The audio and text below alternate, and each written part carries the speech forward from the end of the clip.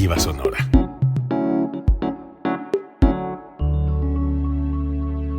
Código Libre.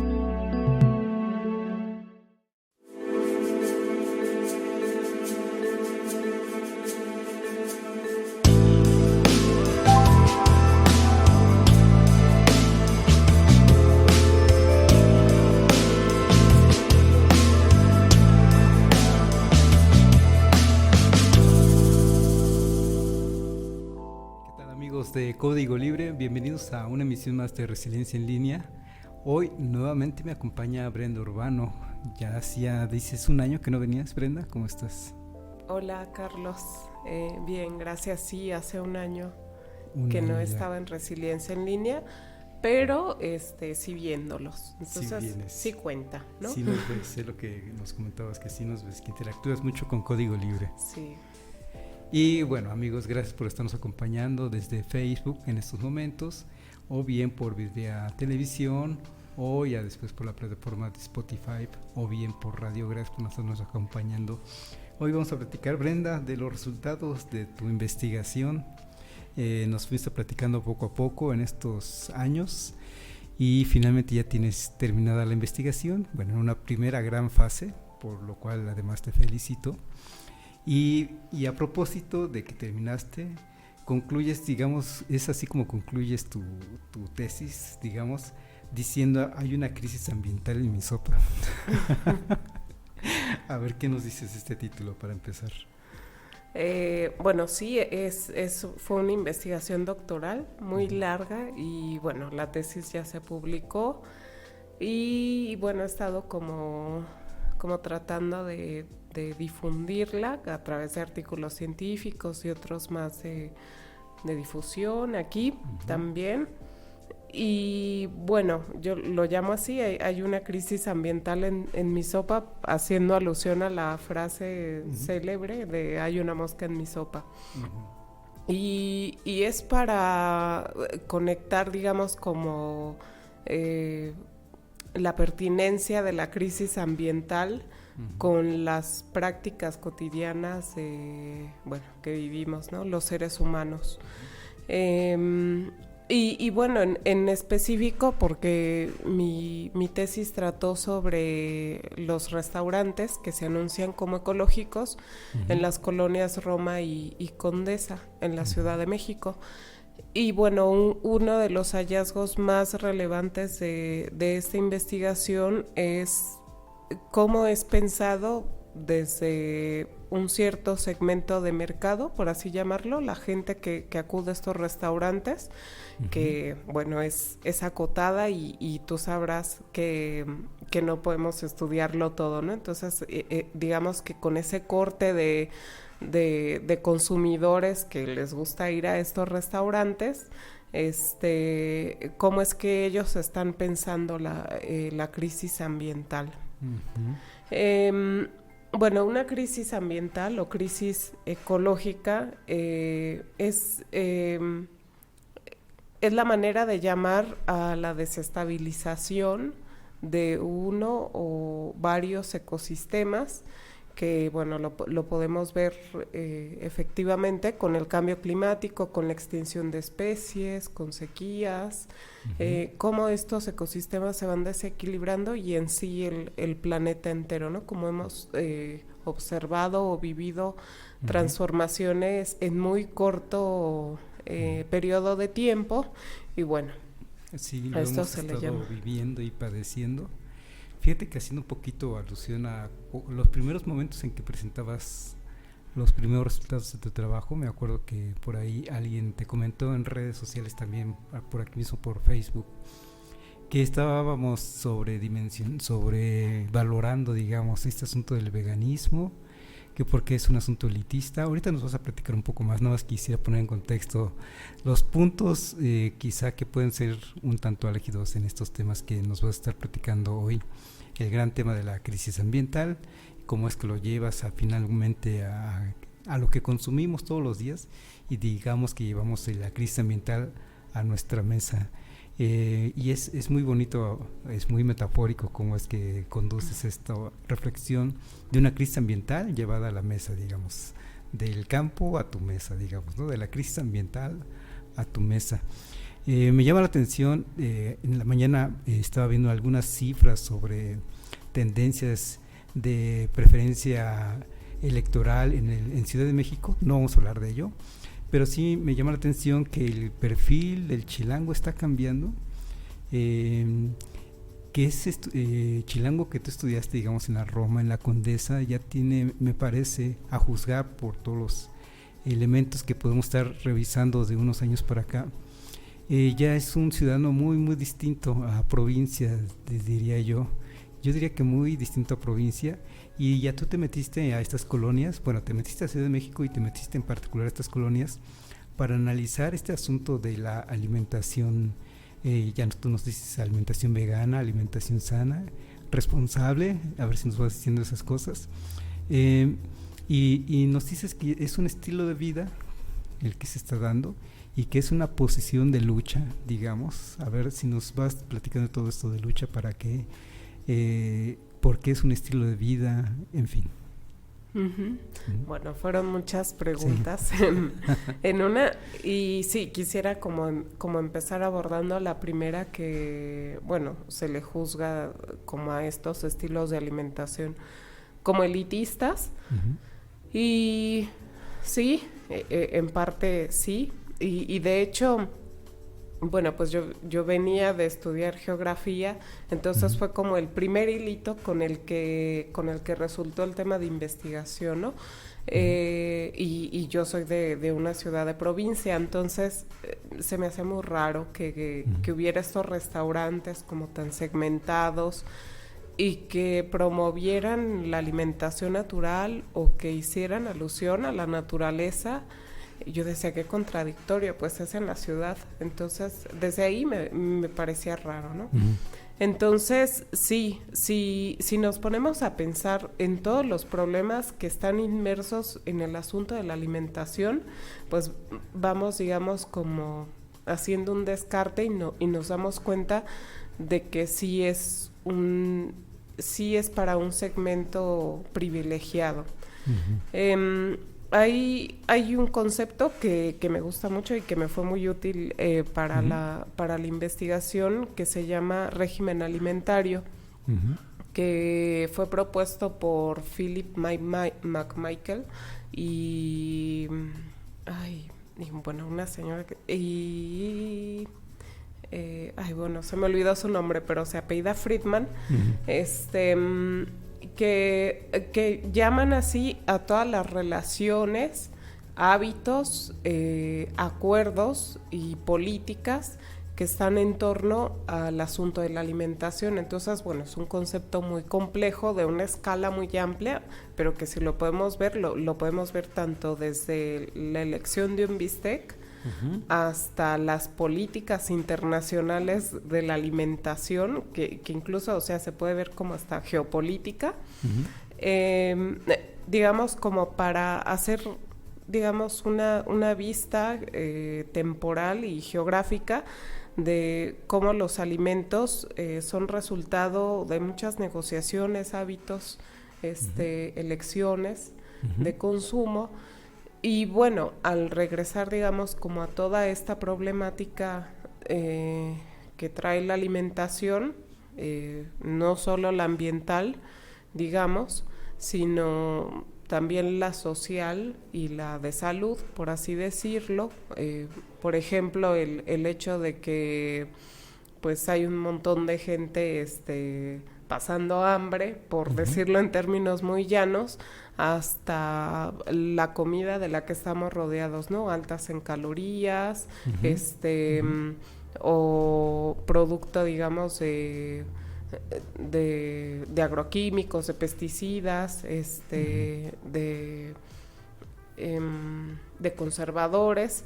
Sí, es que nada más por poner un ejemplo, digamos, yo lo veo de que antes yo desayunaba en media hora, en 20 minutos, pero es que estaba comiendo justo todo eso que dices, ¿no? Rápido y sencillo, digamos.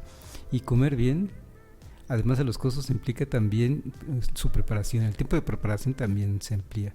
Y ahí ella va marcando un estilo de vida distinto al que lamentablemente no todos podemos acceder, digamos, no todos tenemos el tiempo de 20 minutos, más bien de 40 minutos, una hora, nada más para una comida, sino que a veces se agilizan los tiempos. Ahí pueden tener un poquito ese asunto del estilo de vida. Pero a ver, continúa. Sí, bueno, y en ese ejemplo que pones tú, por así decirlo, estamos siendo excluyentes, ¿no? Entonces, la alimentación es como un ámbito en el que podemos encontrar muchos posicionamientos y diferencias, tanto culturales como sociales y ahora ambientales. Entonces, digamos que esta presunción de ser amigable con el medio ambiente tiene en la alimentación una vía para demostrarlo amplísima. Entonces, digamos que por eso así lo llamo, ¿no? Hay una crisis ambiental en mi sopa, porque es algo de lo que queremos tomar distancia como individuos al consumir, pero de lo cual no es tan fácil. Entonces, por eso establecía yo esta discusión, ¿no? ¿De qué tan fácil acceso puede ser este estilo de vida, ¿no? O para quién es accesible y quién puede ostentarlo. Entonces, una de las disyuntivas que se me presentaban era estudiar esa zona que, digamos, tiene un precio alto del suelo, no de los más altos, porque podría ser Santa Fe, hay otros ejemplos. No, si no recuerdas en qué delegación están, la Condesa y... En Cuauhtémoc. Y Cuauhtémoc, las dos. Sí, las dos. Okay. Es la delegación central de la Ciudad de México. La Roma y la Condesa, las dos están en la Cuauhtémoc. Okay. Y entonces había personas que me decían que estudiara otras zonas de la Ciudad del Sur, por ejemplo. El Oriente. Ajá, y sí venden comida vegana también, pero el estilo es distinto, ¿no? Los platillos no son tan estéticos, está dirigido a otros públicos, se come de pie, en un carrito, callejero, o sea, digamos que está más en el marco de la informalidad, por así decirlo. El sur, por ejemplo, y eso nada más como observación, digamos, óptica, de lo que alcanzaste a ver, digamos. ¿Qué? Esas formas que dices que se come de pie, sencillo, digamos, ¿en qué partes de la ciudad? En el sur, por ejemplo, no sé si vas a Ciudad Universitaria o alrededor, la dinámica es muy distinta y por supuesto que también ahí hay conciencia ambiental, pero los códigos son distintos. Bueno, esta parte de la conciencia ambiental a la que vas a llegar está interesante. Si me permites preguntarte, a ver si te animas a responder, para entender tu objeto de estudio, ¿qué percepción tienes del chilango en general y de estos habitantes de la Condesa en particular? ¿Pudiste escribir algo o simplemente tu punto de vista, tu opinión? Bueno, hablar del chilango en general es complicado porque hay mucha heterogeneidad. Sí, y bueno, creo que es lo maravilloso de vivir en una ciudad así tan grande, ¿no? Que encuentras todo tipo de personas, y cada uno tiene una identidad muy... Porque tú eres de provincia, como dijiste, llegaste y te sentiste de alguna manera, ¿no? Luego a uno refuerza su identidad de piedadense, por ejemplo, si es que llegas a un lugar distinto, ¿no? Y además para reforzar tu personalidad, refuerzas tu identidad de dónde vienes, de tu lugar de donde vienes. Y no dejas de ver, de sentir, de palpar ese habitante de Ciudad de México, digamos, ¿no? Entonces, a ver cómo lo percibiste tú. A ese chilango, así sea el chilango de la Condesa y la Roma, si es que está muy diverso todo Ciudad de México. Sí, bueno, a estos que consumen, la mayoría son jóvenes. Había personas mayores, pero que les gustó ese estilo de vida, pero por sus hijos. O porque eran vecinos ahí del restaurante y les gustaba la comida, pero es distinto. Y también hay una pertenencia a cierta clase social. Ya en En la tesis lo hago con ciertos indicadores. Es muy difícil preguntar, por ejemplo, cuánto ganaban, pero les preguntaba dónde vives, ¿no? Y hacía como digamos tenía como referencia el precio del suelo de la zona donde vivían, si llegaban en auto o no, porque también esto también tiene que ver con la identidad de esos comensales, ¿no? Que suelen llevar estilos de vida ascéticos, ¿no? Libres, a lo mejor no ostentan tanto como de bienes materiales, andan en bici, pues son ecologistas, carro híbrido. Entonces, más o menos yo me daba una idea de que podía como más o menos posicionarlos en clase media alta, pero bueno, la clase media es un mundo, ¿no?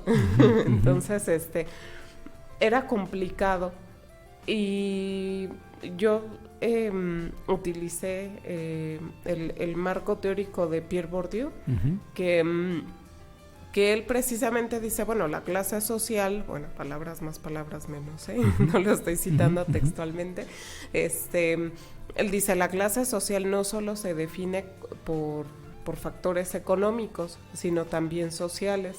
Y esto se demuestra en nuestra forma de andar, en los objetos que compramos, en la manera en la que hablamos, en cómo comemos, hasta en el cuerpo, ¿no? La apariencia del cuerpo, cómo hay unos cánones de belleza de ciertos segmentos de la población a los que otro segmento no puede acceder, ¿no? Simplemente porque tiene otro tipo de alimentación, tiene otros hábitos, sus recursos son limitados para comprar ciertos objetos. Entonces, a partir de ahí, Bourdieu hace un mapa digamos, él lo llama espacio social y va posicionando, ¿no? A los diferentes actores. Entonces, por supuesto, estos comensales no son homogéneos, por así decirlo, pero sí tienen como hilo conductor este gusto por los restaurantes de la Roma y la Condesa.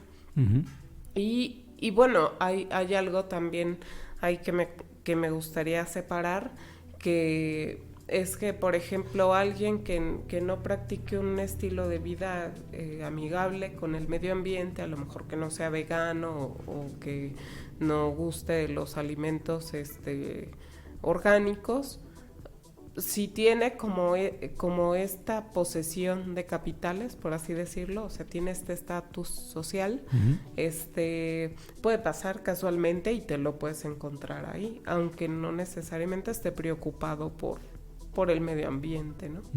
Okay. Oye, entonces ibas al asunto de la conciencia ambiental para el asunto de los alimentos. Bueno, sí. Y entonces una de las primeras preguntas era yo, bueno, ¿qué tan preocupados pueden estar ellos por la crisis ambiental, ¿no? Me preguntaba. Va a ser muy diferente o sea, la forma de relacionarse con la naturaleza va a ser muy diferente a la de alguien que vive en el campo, ¿no? O alguien que vive en una ciudad como La Piedad, por ejemplo.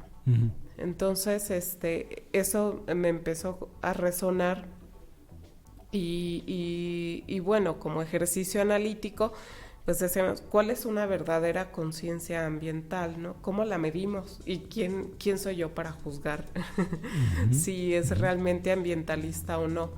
Y bueno, más allá de decir que si hay una verdadera conciencia ambiental o no, el ejercicio sirvió, uno, para ver estas identidades ecológicas o que se van asumiendo como ecológicas, y lo otro, pues para ver cuáles son las principales preocupaciones o qué es lo que más resuena en este público sobre la crisis ambiental.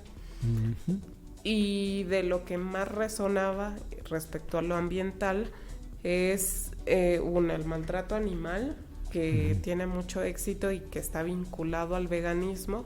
Sí. Que es... Tú se los preguntabas así, ¿qué es lo que más te salta como conciencia ambiental? ¿O cómo era la pregunta? ¿O no era una pregunta? Sí, era una pregunta. Bueno, eran varias preguntas, pero la principal era por qué había decidido ir a ese restaurante y si tenía un estilo de vida. Okay. Y bueno, ellos me decían veganismo o vegetarianismo, y había un montón de motivaciones dentro de esta. Y decías que una de ellas es el cuidado del animal. Sí, se oponen a la violencia animal. Y ahí pues empieza como a hacer más ruido la crisis ambiental. Y es precisamente también porque se le ha dado un montón de difusión al maltrato animal. O sea, donde, no sé, si ves un documental en Netflix o hasta en una plataforma, no sé, te metes a Instagram y te vas a topar con una de estas imágenes, infografías que te conmueven de por qué los animales son explotados y que son sujetos de consideración moral. Entonces, pues está muy fuerte el veganismo y bueno, una de las grandes conclusiones es eso, o sea que son muy parecidos al ser humano y por eso es más fácil que sean sujetos de consideración moral, aunado a una historia de tabús de la alimentación que ya en Occidente se arrastran, porque pues no te vas a comer a tu perro, ¿no? Porque pues, es parte de tu familia,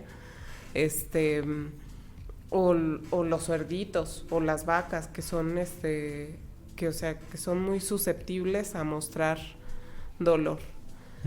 Entonces es parte, digamos, como del éxito del movimiento ambiental. Esa es una de las ramas.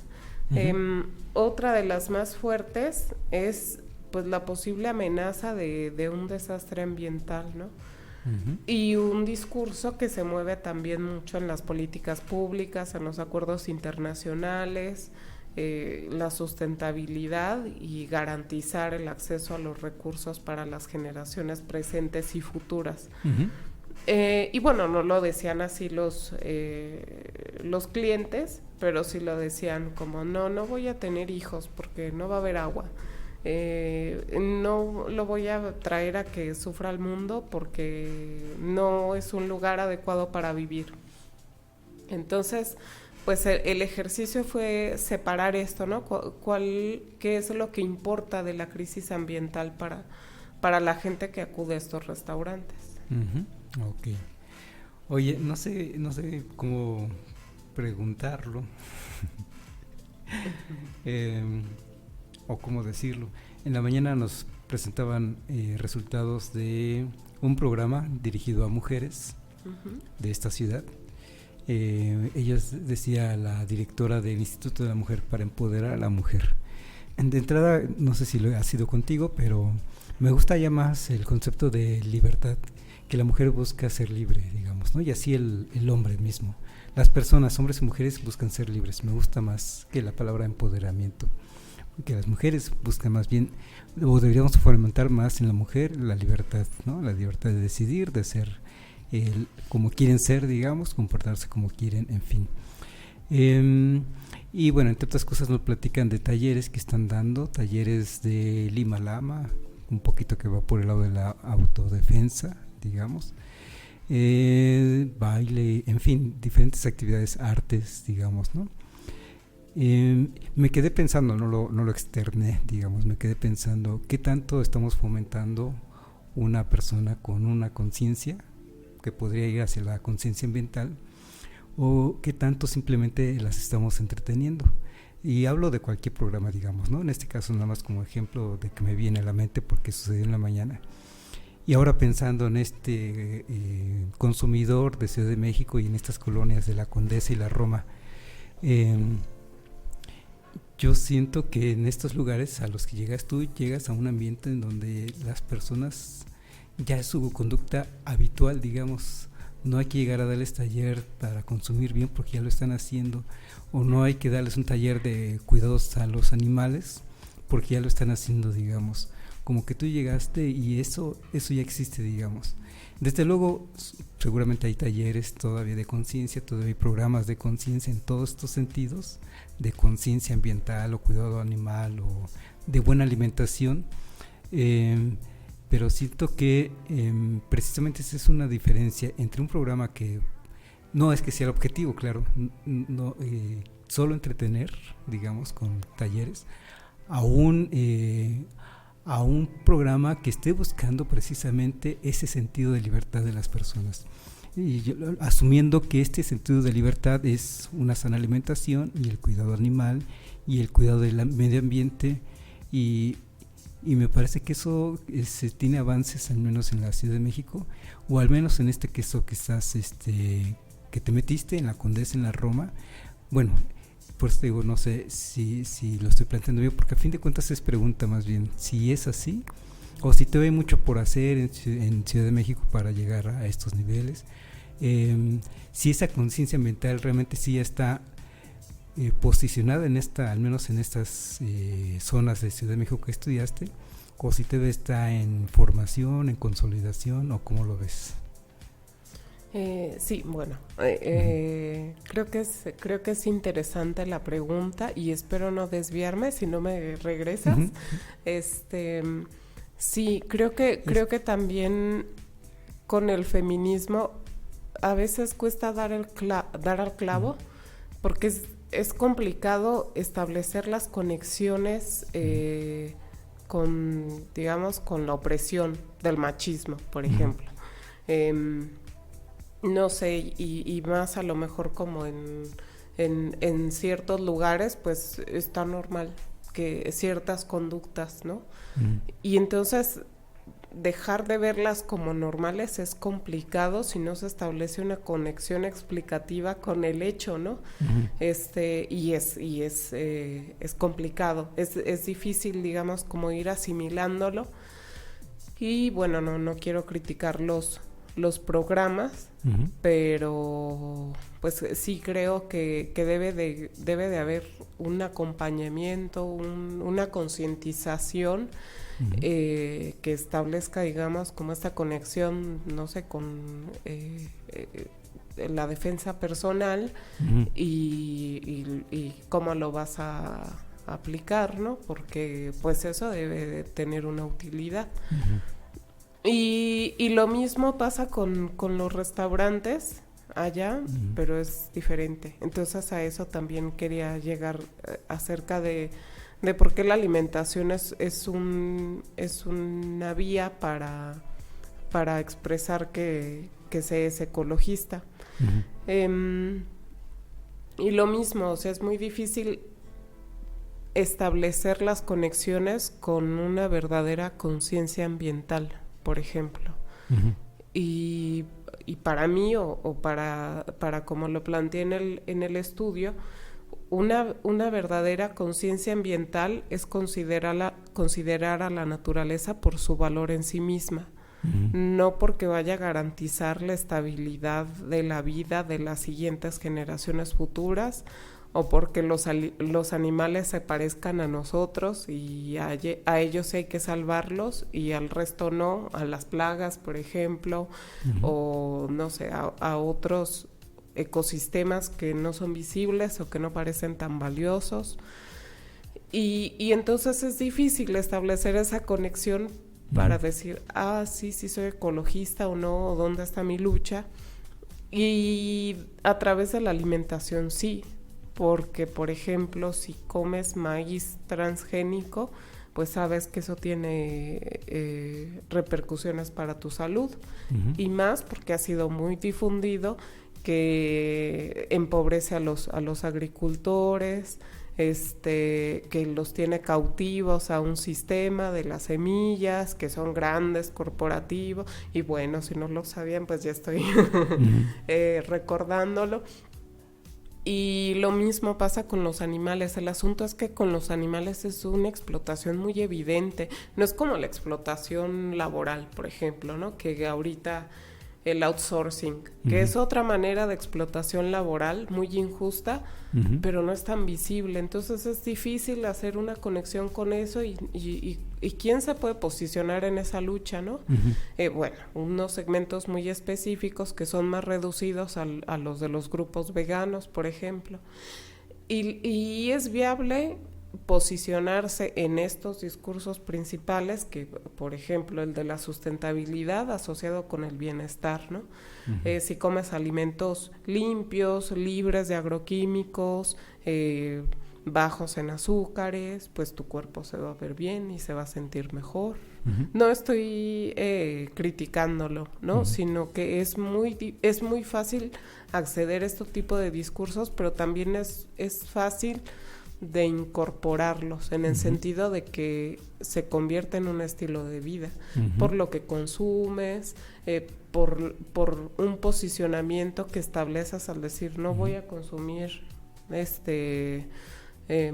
cereales de estos de las grandes marcas, al contrario, voy a librarme de las harinas y no quiero que se sigan enriqueciendo, ¿no? O los grandes corporativos de café, o bueno, hay un montón de ejemplos contra los que uno puede establecer distancia, tanto en un sentido de decir cuido mi cuerpo y mantengo un posicionamiento social frente a eso.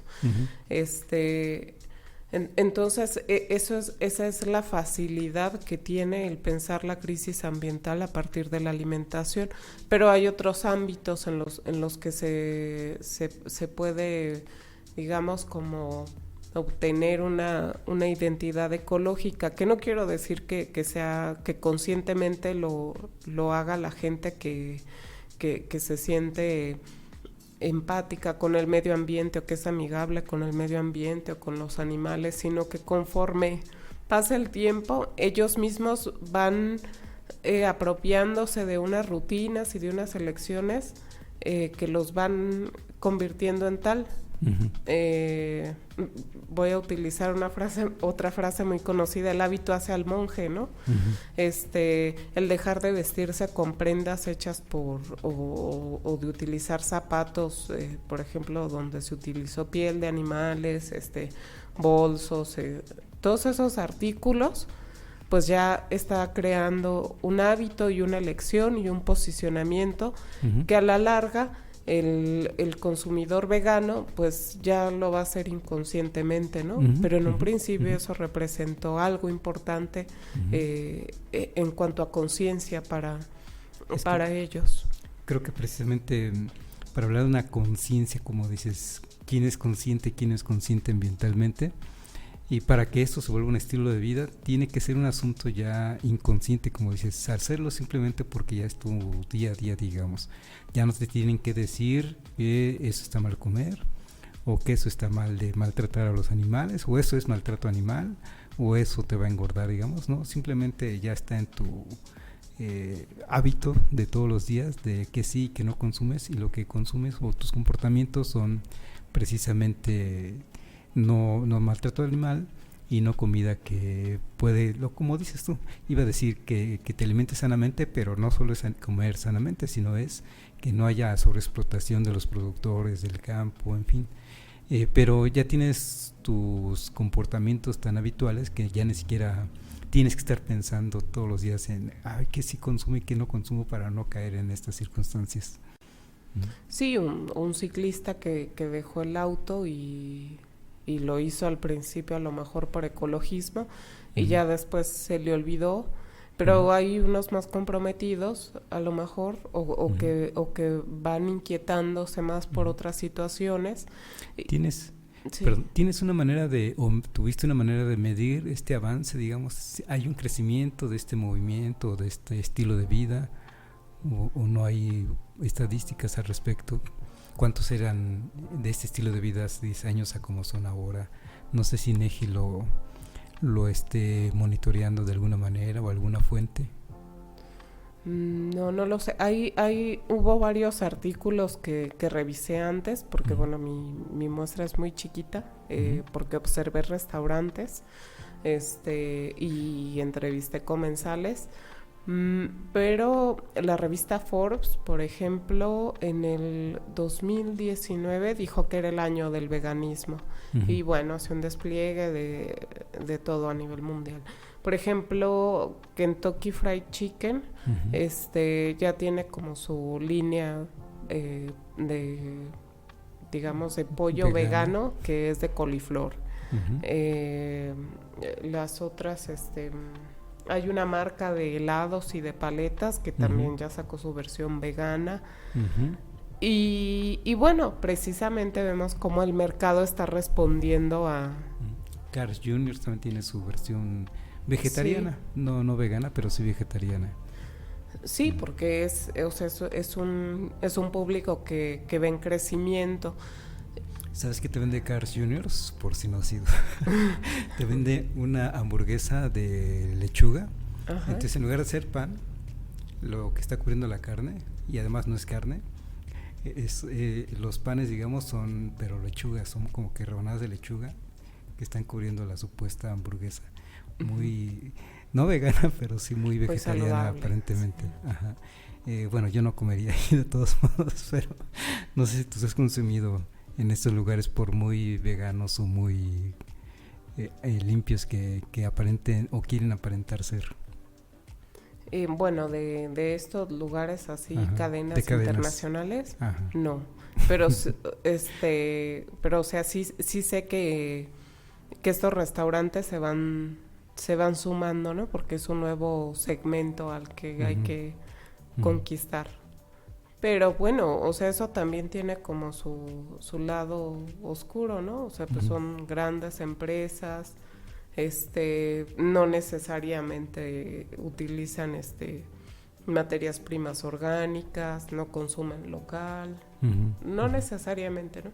Entonces, este concepto del régimen alimentario a mí me parecía muy interesante porque pues es, digamos que como un gran marco de relaciones económicas y políticas en torno a los alimentos, en donde movimientos como el de la soberanía alimentaria, slow food, digamos que otros movimientos, además del ambiental, sino que procuran una justicia alimentaria, están como tratando de luchar, ¿no?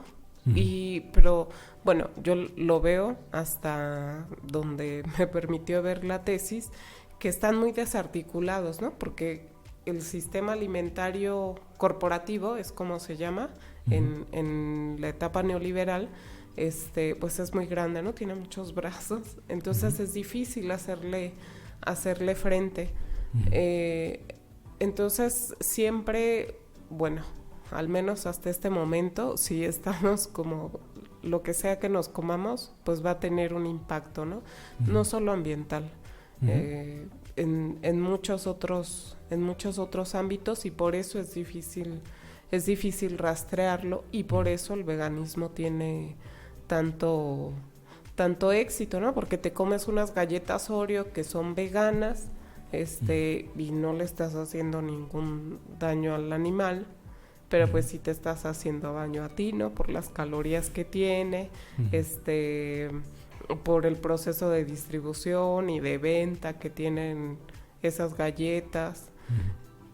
Entonces no se puede, como digamos, atender a todo, a menos de que tú tengas tu milpa o tu huerto, y todo no sé, tengas tu composta.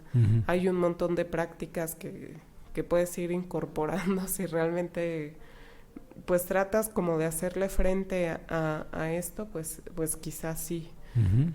Que debe de haber esos casos, pero lo que más me interesa de esto es que el ecologismo se volvió un estilo de vida. Ya vi informantes que me decían, bueno, pues yo empecé dejando de comer carne por una situación de salud. Después me di cuenta de cómo sufrían los animales y dejé de comer carne. Después empecé a hacer mi composta y dejé mi trabajo de consultor donde ganaba un dineral, y ahora sí hago también consultorías, pero para generar cero desperdicio, por ejemplo. Y voy a tu casa y te asesoro, y de acorde a cómo sea tu estilo de vida, vamos haciendo modificaciones para que no deseche, o sea, no tengas como, no generes contaminación, por ejemplo. Entonces es muy interesante porque esas historias o trayectorias de vida pues son, o sea, dan muestra, digamos, como de una conciencia ambiental basada en estos discursos más difundidos de la cero contaminación, el cambio climático, el movimiento de liberación animal, llevados a la práctica de una persona, de cómo fue cambiando sus elecciones de consumo, sus hábitos, a un estilo de vida más ecologista. Uh-huh. Oye, leí tu texto, titulado así también, Hay una crisis ambiental en mi sopa. Ahí dices que todo este movimiento es un movimiento de lucha. ¿Es así? ¿Es correcto lo que entendí? ¿O afirmas que es un movimiento de lucha? Sí, claro. Una posición de lucha. Sí, o sea, porque hay una convicción, aunque te interesen los medios de comunicación o en las redes sociales, yo creo que muchos veganos se sentirán indignados con los videos que hay sobre maltrato animal. Uh-huh. Y hay una convicción detrás de eso. Y es una manera de luchar individualmente, uh-huh. de sentirse parte de un movimiento, uh-huh. Que no necesariamente tiene que manifestarse yendo a marchar, uh-huh. haciendo manifestaciones, aunque sí lo hacen muchos veganos, van y salvan a las gallinas y a las vacas y uh-huh. se las llevan a sus casas. Hay una movilización más clara, pero acá desde la alimentación, en un acto tan simple como es el uh-huh. comer, también hay una lucha uh-huh. interna, uh-huh. Para empezar. Uh-huh. Hay un cuestionamiento acerca de qué es lo que debo de comer, qué no, por qué, uh-huh. porque es malo, a qué estoy contribuyendo, uh-huh. En fin. Uh-huh. Oye, Brenda, ¿hay una Brenda antes y después de empezar tu tesis, digamos? Cuando empezaste tu tesis eras una persona y ahora serás otra, influenciada por todo esto. Sí, siempre que como algo me pregunto, sí, ¿qué estoy haciendo, no? Uh-huh.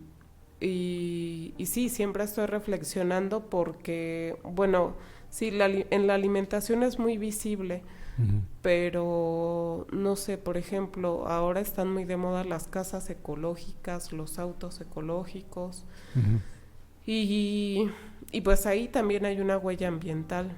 Uh-huh. Entonces, bueno, la alimentación a mí me gusta mucho, pero yo creo que hay otros ámbitos en los que puede estudiarse, el turismo, por ejemplo. Hay muchos uh-huh. ámbitos de la vida sobre los que nos podemos preguntar. Oye, esto de la huella ambiental, que además se usa mucho, y creo yo que la manera más práctica de entenderlo, por ejemplo, es cuando CONACYT nos dice que generemos un producto de retorno del conocimiento, un producto destinado a la sociedad. Te dicen, Brenda, ya te dimos una beca por 5 años para tu tesis, ahora queremos ver un producto que se lo retornes a la sociedad. ¿Cuál podría ser ese producto en tu caso?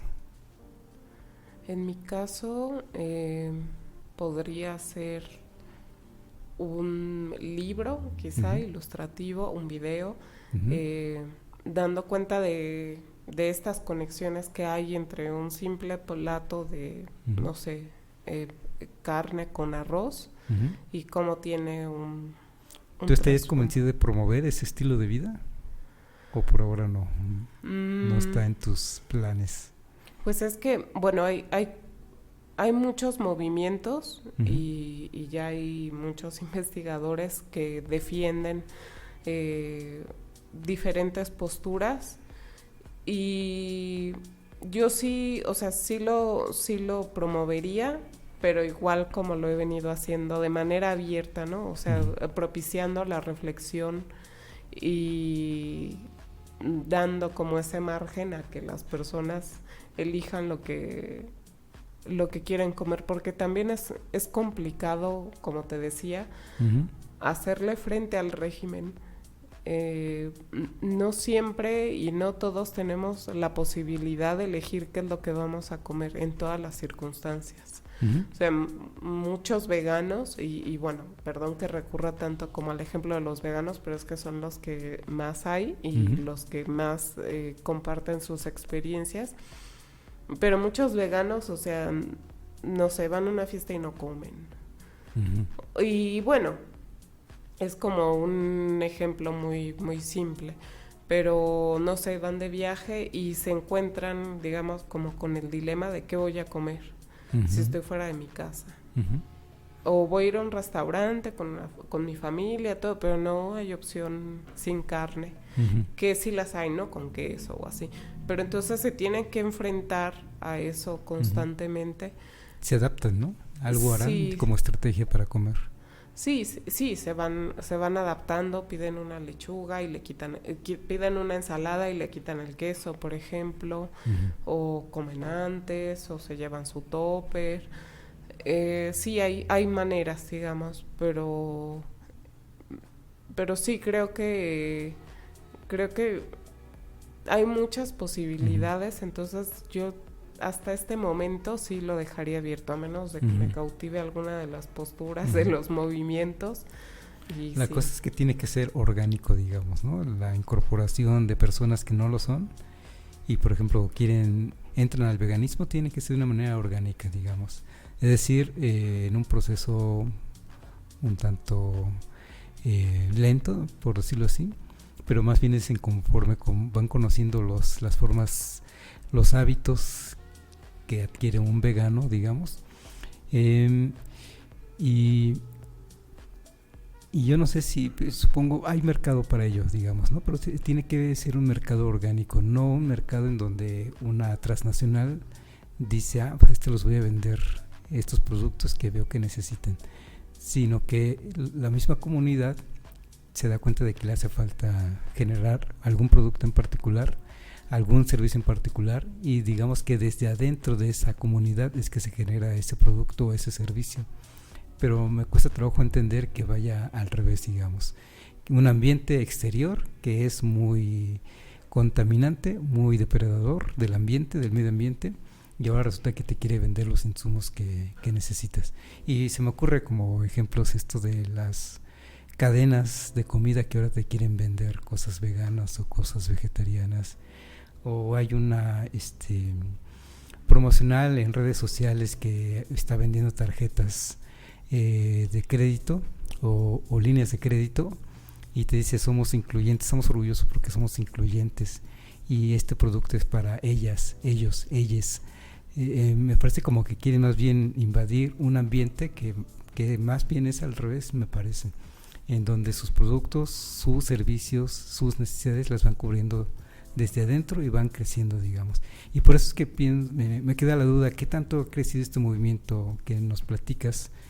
Que no sé si el corazón es la Condesa, la Roma o lugares como ellos, y qué tanto han crecido hacia el exterior, qué tan exitoso se puede pensar ha sido, o no se puede hablar de éxito porque simplemente es una comunidad que decidió ser así, sin importarle sus crecimientos, sus ámbitos de crecimiento. Sí, bueno, es que es difícil, digamos, como ser consciente con todo. Hay un apartado de la tesis donde abordo la cuestión urbana y de cómo pues este consumo digamos ha gentrificado los alimentos, ¿no? Ha excluido de alimentos frescos a otras zonas de la ciudad.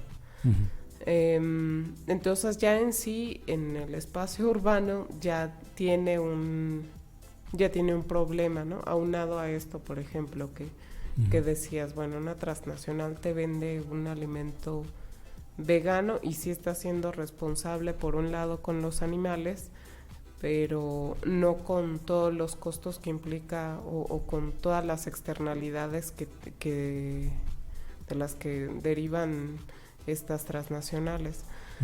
Entonces, pues, o sea, no sé, yo encontré restaurantes que sí trataban de ser lo más justo posible, pero había alguna cuestión en la que no sé, no eran responsables con sus residuos, a lo mejor. Había otros que sí tenían como todo el sistema integrado, al menos como en su modelo de negocios. Y bueno, es complicado rastrear eso, pero también es difícil que todos los negocios lo puedan hacer. Oye, Brenda, nos quedan 8 minutos. ¿Qué otros resultados, conclusiones tienes sobre esta investigación? Bueno, hubo cosas que se quedaron fuera, pero que me gustaría estudiar después. Es precisamente qué sucede con este mismo tipo de oferta culinaria en otras zonas de la ciudad, ¿no? Ya estudiarla más a fondo, estudiar a otro segmento de la población que tiene esas mismas elecciones, pero que tiene otra posición económica. Eso. Y rastrear, digamos, bien esas redes que abastecen a los restaurantes y compararlas, porque, bueno, yo solo lo hice a través de entrevistas porque no, o sea, mi objeto eran las motivaciones, no si realmente eran justos o no con el medio ambiente o con los productores. Entonces, un poco está pendiente esa tarea y bueno, la alimentación es muy amplia, o sea, hay tanto que estudiar en ella como un hecho de la expresión social, que si tan solo, o sea, incluimos como la variante ambiental, pues ya se vuelve todo un mundo por discutir.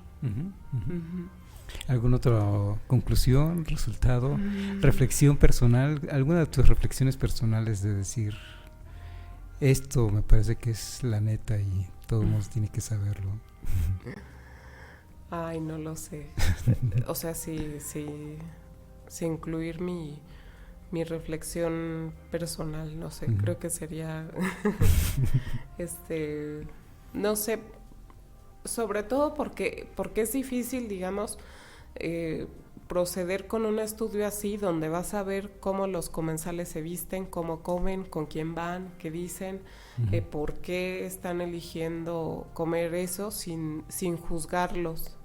Entonces creo que si a lo mejor me pongo como a pensar más y más y a decir más de mis opiniones, pues corro el riesgo de juzgarlos, pero sí creo que hay que ir haciendo cambios, sí en la alimentación, sí en nuestras rutinas no sé, de diarias. Yo, por ejemplo, me metí a un curso de herbolaria y de huertos urbanos. Y voy empezando muy tarde, no sé, me siento mal. Yo decía, debí de haberme metido en este viaje antes. Y bueno, estoy haciendo germinados, estoy haciendo mis propios jabones, mis propias cremas. Y bueno, eso me parece muy interesante, estoy aprendiendo un montón. No me he animado a hacer la composta, pero también es algo que está ahí, sí, es una tarea muy, muy pendiente. Y sí, o sea, sí hay que ir como haciendo cambios, creo que de alguna manera hacen presión, porque como ya vimos, no sé, pero debe de hacerse otro tipo de presión, porque no sé, o sea, Kentucky Fried Chicken va a seguir matando pollos, aunque tenga a su opción vegana, ¿no? O va a seguir a lo mejor explotando a sus trabajadores. Entonces, no sé, creo que debe de haber un frente mucho más amplio no sé, en todos los ámbitos, digamos, para tratar de compensar estas injusticias que hay en el ámbito de la alimentación. Y bueno, hacia donde apunta, digamos, es como a una tendencia reformista, porque finalmente el sistema alimentario está un poco en crisis, o sea, hay un montón de consecuencias tipo el COVID que se le achacaba como a una cuestión de alimentos, sanitaria, la gente que cada vez padece más diabetes, un montón, ¿no? Como de externalidades que hay en el ámbito de la alimentación y que por supuesto el sistema necesita Yo diría que una transformación, no reformas, porque lo que veo es que se están haciendo reformas, hasta en las políticas alimentarias, pero sí es un problema grave si lo vemos como con una mirada más amplia. Si te llamaran para, oye Brenda, ¿qué políticas públicas podemos implementar a raíz de tu investigación? ¿Podrías sugerir algo? Como política pública, algo que va dirigido a la población. Que va dirigido a la población, bueno, pues sería más estricta con el asunto de los etiquetados, porque hay muchas empresas que ya están como evadiendo eso, o sea, modificando sus valores nutrimentales, que al final son lo que determina las etiquetas negras. Bueno, eso no sería para la población, sería para las empresas, pero bueno, en beneficio de la población. Sí. Lanzaría más campañas de prevención de la salud. También en estas secretarías, SADER, por ejemplo, bueno, lo estoy diciendo para México, y también en las secretarías ambientales, también tendría como... O sea, fortalecería, digamos, como el aspecto que va dirigido a la alimentación, porque es tan complejo que sí tiene que estar como interrelacionado. Bien, Brenda.